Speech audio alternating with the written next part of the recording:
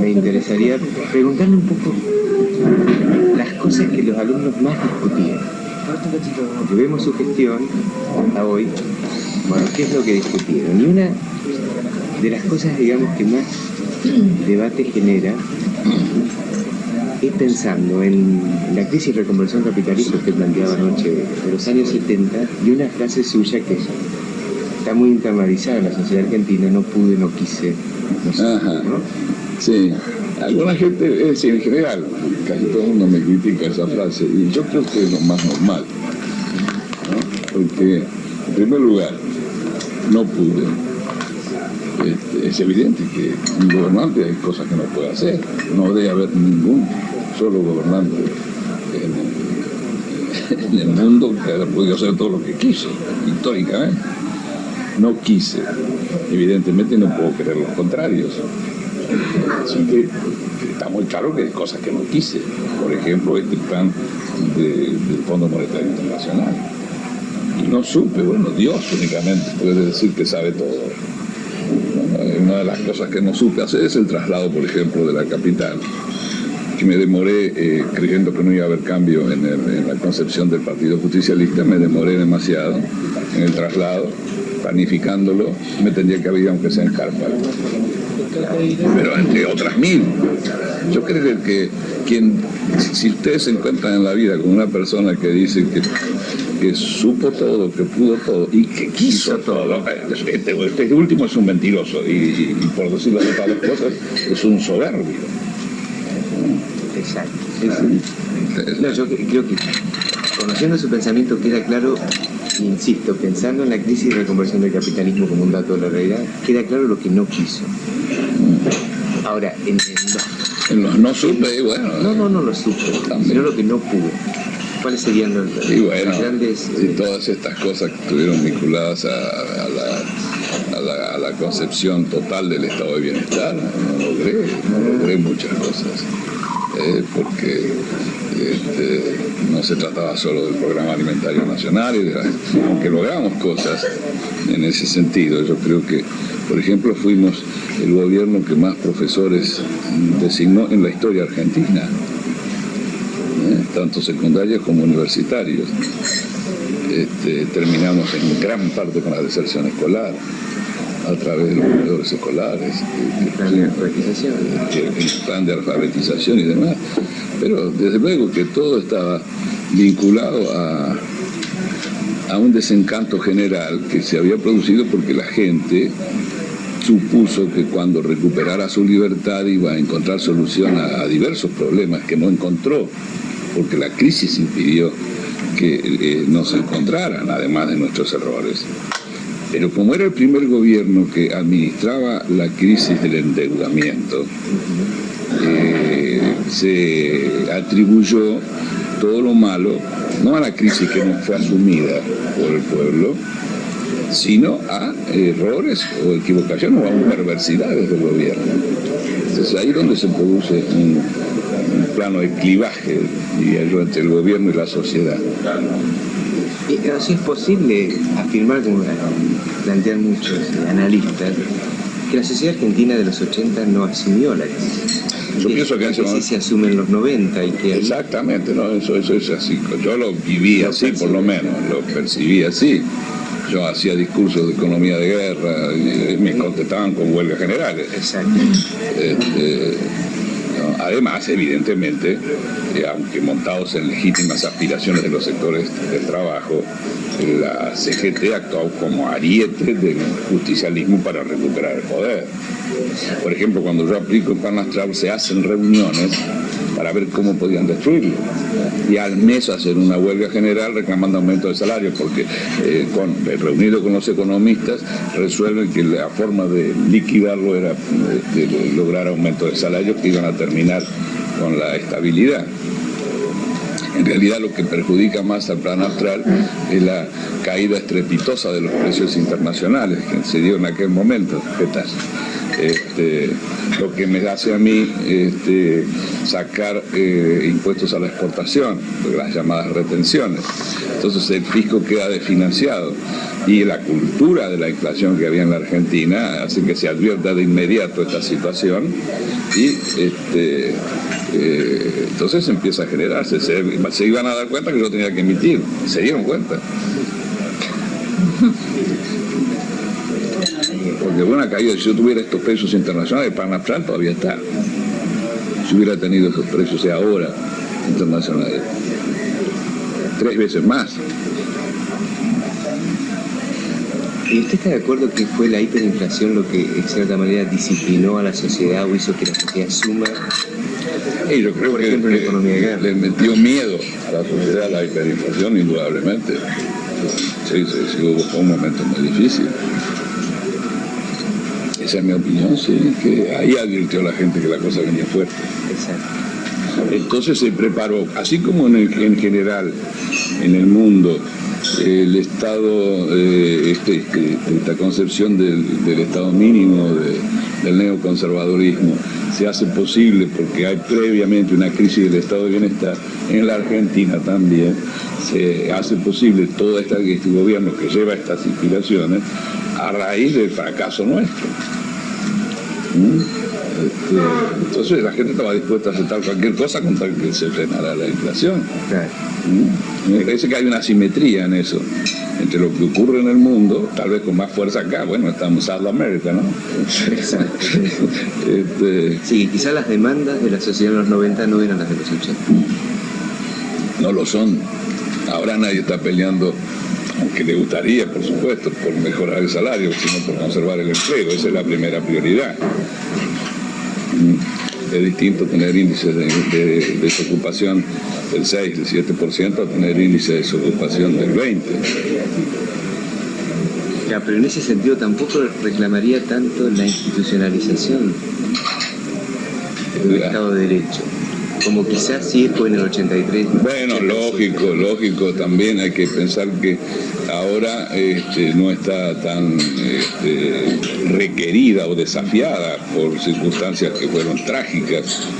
En consecuencia, hay una búsqueda más que una necesidad de definirse urgentemente por la vida o la muerte, ¿verdad? Más bien hay un abanico de posibilidades y entonces se detienen en buscar cuál es la preferencia. Aunque yo creo que se está generando una situación tal que va a promover un accionar conjunto de las fuerzas políticas populares, ya sea en conjunto o paralelamente, con el propósito de lograr sumar eficiencia en la misma forma en que se procuró en su momento implícitamente terminar con la dictadura para lograr la democracia. Yo apuesto a esta evolución. En un tercer momento sería sí, quizás puede mirarlo usted si lo ve así, consecuencias en un tercer momento, ¿verdad? Porque daría la impresión como que el menemismo no lograría. Por eso, es decir, ahora yo creo que a partir del 83 no gobierno. El propio justicialismo yo creo que va a tender a hacer una discusión muy profunda acerca de esto. Y usted ve algunas cosas muy raras. Bueno, Cafiero se ha expresado reiteradamente en ese sentido. El otro día un artículo de Ramón Ortega, que se dice que es amigo de Cavallo, reclamando actividad social distinta. Yo creo que esto debe estar bastante vinculado a algo que está sucediendo en los Estados Unidos. Enrique Iglesias reunió a su staff hace cosa de un mes y medio para decirle que se había acabado el tiempo del ajuste. Enrique Iglesias es el presidente del BID y que ahora era necesario apoyar y ayudarlos a resolver los problemas sociales en los países de América Latina, porque se percibe que no se aguanta más este ajuste sobre ajuste, ¿verdad? Es una discusión que ha comenzado a darse ya en los propios Estados Unidos. ¿Dónde están halcones y palomas? Y donde está gente que está al borde del neofascismo, como Gingrich o como Helms y otros tantos. El propio Dole no diría eso de él, pero que es un reaccionario que pocas veces se ha visto. Es así, se expresa permanentemente diciendo que es necesario terminar con los últimos vestigios del estado de bienestar y pone como ejemplo sacar el subsidio a las adolescentes madres solteras. Sin embargo, ustedes ven que en Europa, a pesar del triunfo del conservadorismo en España, Aznar tuvo que decir que no iba a terminar a eliminar los institutos o organismos vinculados al estado de bienestar. Ni la Thatcher, en su momento más duro, terminó con el tema de la salud como está planteado en Gran Bretaña, por ejemplo. Acá somos los campeones. Somos los campeones del neoconservadorismo. Yo diría que somos casi conejitos de Indias. A ver, estarán mirándonos a ver si funciona esto con estos locos. Somos conejitos de India intencionales, no pensando en los organismos internacionales, sino el mismo régimen político está aceptando. Es una personalidad muy, muy extraña la del ministro de Economía, fundamentalmente. Yo creo que es un buen técnico, desde luego, además que busca de todas maneras soluciones, pero es un fundamentalista de imposible diálogo, súper ortodoxo, ¿no? Evidentemente, a partir del 83 se instala en la Argentina la democracia como problema. Eso es innegable. Han pasado 13 años. ¿Usted considera que está consolidada? Mira, la democracia nunca hay que considerarla agarrada a las patas, ¿no? Yo le diría que usted puede pensar en una monarquía, hola Chiche, en una monarquía con un pueblo que no sea monárquico, en un despotismo con un pueblo que no quiera aceptar el despotismo, pero no se puede imaginar la democracia sin pueblo democrático, sujeto democrático. Y me parece que tenemos que trabajar mucho todavía en este sentido, para que cada uno comprenda cuál es su rol en la democracia, ¿verdad? Y es muy difícil reclamarle un rol cuando tiene urgencias que le impiden atender las necesidades elementales de su familia. De todos modos, yo creo que no están dadas ni las circunstancias externas ni las circunstancias internacionales para que se produzca ningún episodio institucional en el país, absolutamente. Un orden político estable se ha logrado. Creo que sí. Lo que ocurre es que, claro, es una democracia muy renga, ¿no? ¿Qué es lo que le faltaría? Sentido social.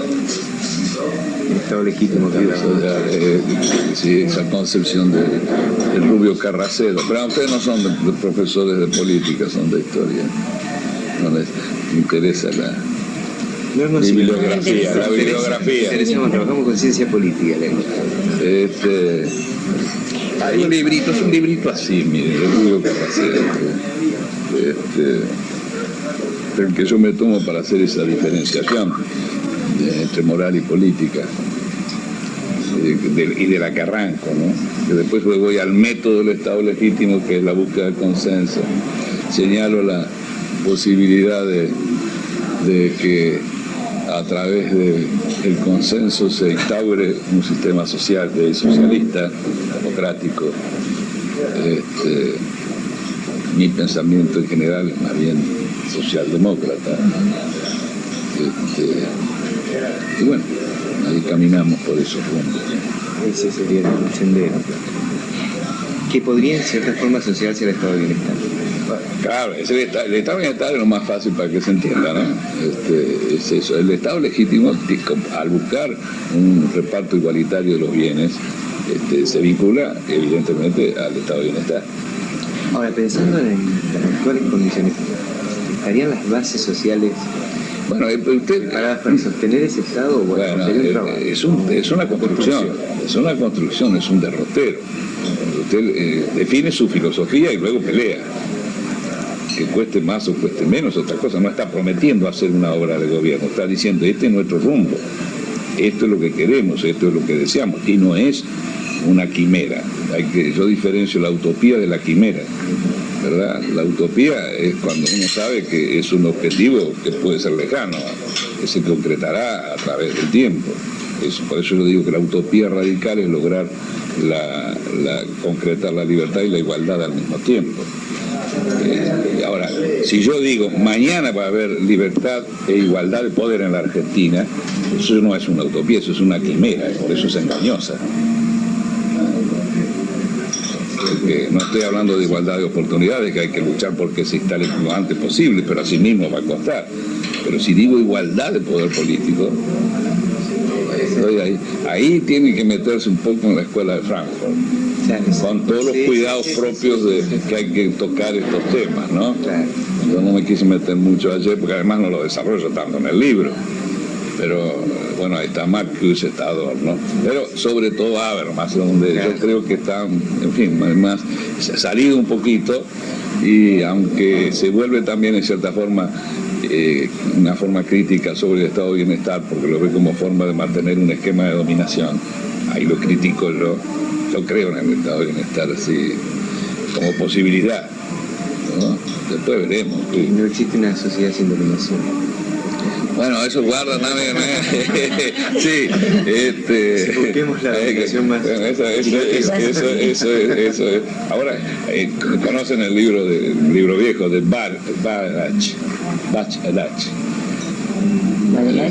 Bachelach, que es de Amorortu, un libro naranja, la teoría críticas a la teoría elitista de la democracia. Ese es un libro que les va a interesar también. A pesar de ser viejo, hay un último libro de Dahl muy bueno, que ha evolucionado muy bien, Robert Dahl, que se llama La democracia. El de Popper es La sociedad abierta y sus críticos. Este se llama La democracia y sus, algo así como críticos, pero no es. Un libro azul, nuevo. Muy bueno, se los recomiendo. El de Popper también, yo me tomo para la calificación de Platón y de Hegel, me tomo de Popper, que sé que es muy sesgado, está acusado de sesgado en la consideración de Platón y de Hegel, pero me tomo de él incluso para un poco de parte le bourgeois, ¿no? Porque necesito que la gente reaccione, que no, estoy hablando de los filósofos más grandes del mundo, pero en política tenían concepciones equivocadas, entonces que no las tomen al pie de la letra. Y por ahí les digo algunas cosas de Alberti también, para que no se puede tomar al pie de la letra a la gente, ¿no? Yo creo que usted anoche en un momento decía, la democracia es una forma de lucha. Sí. Es una conceptualización interesante, sí, ¿no? Que avanza a la democracia es una forma de vida que se parece planteado en el 83. Es la construcción a través del consenso. Además es lucha porque nunca se agota, es decir, nunca se llega, porque cuando logra un objetivo debe redefinirlo, y acompaña la lucha del perfeccionamiento permanente del hombre. Y aquí estamos entonces en contra de toda la concepción teórica del conservadorismo, que nos habla de la imperfectibilidad del hombre, ¿no? Por eso todo es demasiado profundo para mí, ¿no? Yo soy un autodidacta en todo esto, soy abogado y nada más, pero todas mis lecturas filosóficas y de sociología y demás son absolutamente autodidacta, así que deben analizarlo con cuidado, porque por ahí... pero hay una coherencia en el pensamiento que además... Sí, es la práctica, es la vida misma mía que me ha llevado a la necesidad. No he leído mucha otra cosa, yo no leo ficción, por ejemplo, desde los 20 años o 20 y tantos.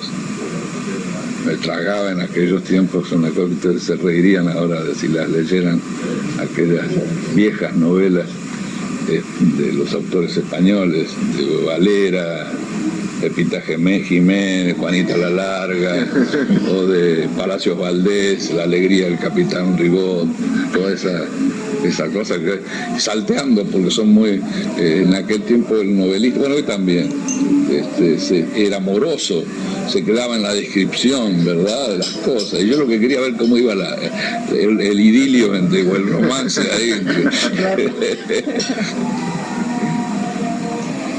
Doctor, entre la forma de instrumentalizar, digamos, mejor la participación, hay teóricos que plantean, o que dejan un poco de lado el partido como el mecanismo ideal para canalizar las demandas y hablan de otras instancias. Bueno, no, que es así, se da en la realidad.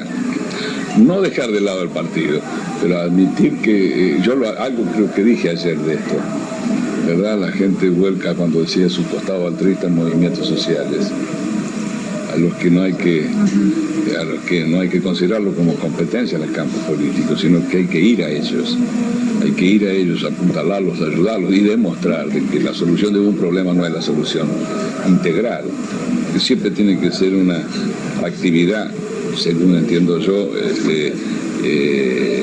no solo multipartidaria, sino también multidisciplinaria, ¿verdad?, o interdisciplinaria. Por ejemplo, usted no puede analizar el problema social argentino con representantes de los trabajadores que conozcan a fondo el derecho del trabajo. Tiene que analizarlo también con los economistas que conozcan a fondo las posibilidades de dar respuestas a los problemas, de modo de encontrar que realmente las medidas que se tomen sean las correctas, ¿no es cierto?, para la solución de los problemas de los propios trabajadores. En Alemania, los mejores economistas lo tienen la patronal, por una parte, y por otra parte, los sindicatos. Los mejores economistas alemanes están en los dos lados y discuten entre los economistas. En una oportunidad yo fui a Alemania y le pregunto al secretario internacional del sindicato global que los reúne, no me acuerdo ahora cómo se llama, a ver cómo estaban las cosas. Mal, dice, han caído, el salario ya ha caído, pero hemos salido a recorrer, hemos llamado a todos los sindicatos y estamos llevando gente a recorrer que no pidan aumento de salarios porque esto nos puede desplazar del comercio exterior y va a traducirse en recesión. Los trabajadores, asesorados por los economistas, habían salido a convencer a los dirigentes sindicales intermedios de que no pidieran aumento de salario porque eso iba a volcarse contra la posibilidad de colocar productos de Alemania en el exterior. Son fenómenos muy racionales, ¿no? Muy racionales.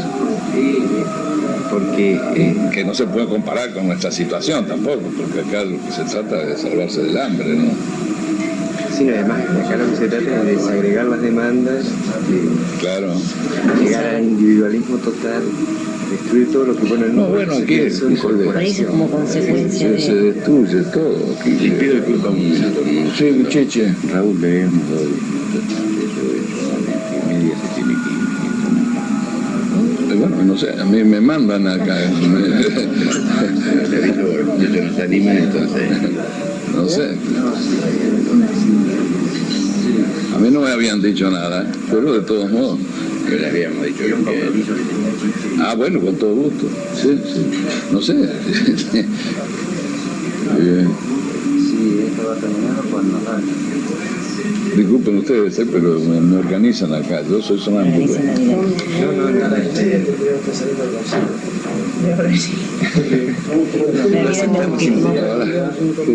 Si fuera por nosotros estaríamos hablando todo el día. No, y realmente yo les dije, cuando decían media hora era una pavada, media hora, porque seguramente el interés es de conversar, no interrogar, charlar, sí, desde luego. Desde luego, no, desde luego. Y más seguida. y volver con el otro libro, La República va a ser más interesante. ¿Cómo son? La República. La República. La República. Ahí Historia también. sobre la República Argentina. No. Son las instituciones de la República, ¿no? Eso se lo quisiera preguntar. Usted planteó ayer las instituciones de la República estaban en peligro. ¿No considera que siguen estando en peligro con este régimen? Sí. No hay un juego claro de la República. república en ese sentido, ¿no? Porque se avanza sobre el poder judicial y bueno, se ha avanzado sobre el poder, sobre el Congreso, sobre el poder legislativo, aunque ahora hay muchas más dificultades si se cumple la Constitución.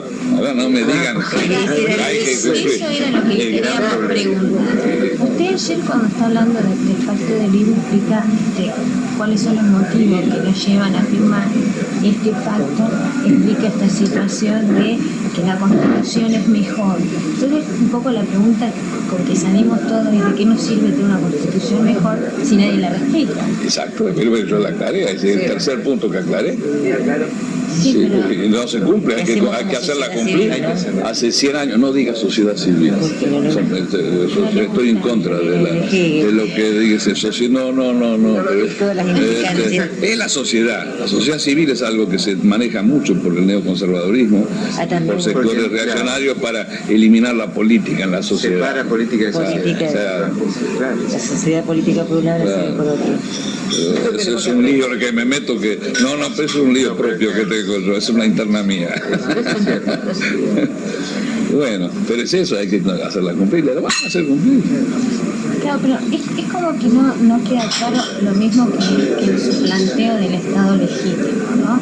Es como que no nos termina, por ahí nosotros no somos militantes políticos, partidarios, entonces como que no nos queda claro cuál es su planteo de participación. Usted decía un consenso permanente con la sociedad. Bueno, la participación yo la trato en el segundo tomo. Ah, nos falta la segunda parte. No, mira, faltan todos los tomos, 4 tomos más.